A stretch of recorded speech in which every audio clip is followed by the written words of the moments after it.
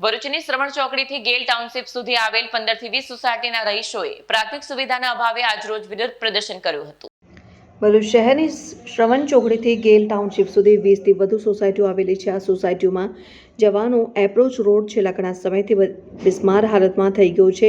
ઉપરાંત drainage line છેલ્લા 15 દિવસથી તૂટી ગઈ હોવાના પણ સ્થાનિકોએ આક્ષેપ કર્યા હતા, જેના પરિણામે રસ્તો જોખમી બન્યો છે અને મચ્છરોનો ઉપદ્રવ પણ વધ્યો હોવાની રજૂઆત કરાઈ છે।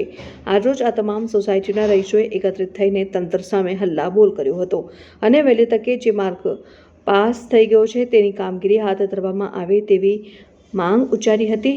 સ્થાનિક રહીશોએ આક્ષેપ કર્યા હતા કે આ માર્ગ પરથી પસાર થતી વખતે લોકોને અનેક શારીરિક તકલીફ અને ધૂળની ડબરીઓના કારણે શ્વાસની તકલીફો પણ ઊભી થઈ છે।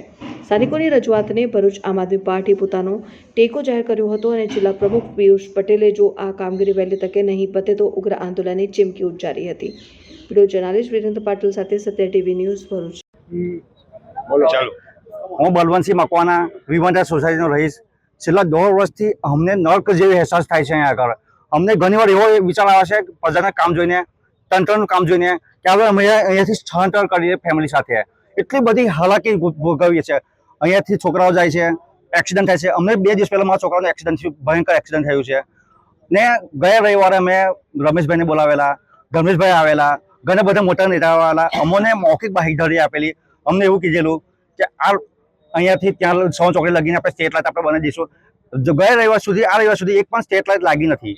બીજું કે અમને આ ધૂળ ઉડે છે, અમને તો અત્યારે કોરોના જેવો અહેસાસ થાય છે। અમારે માસ્ક પહેર્યા હોય તો અમારાથી કંઈ કોઈ ઓપ્શન છે જ નથી અમારી પાસે।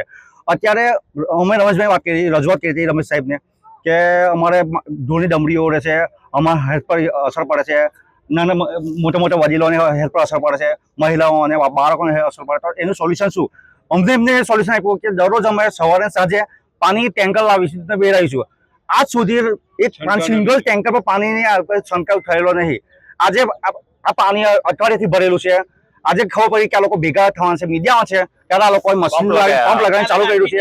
આ તમે મીડિયામાં એમને વાત જાણ પહેલાથી ખરી ખબર થઈ જાય એના માટે આજે ચાલુ કરેલું છે। એટલે તંત્ર એટલું બધું નિષ્ઠુર છે, એટલું બધું છે, કોઈની વાત માની નથી। મેં જ ગયા રવિવારે વિડીયો ઉતારેલો રમેશ સાહેબનો।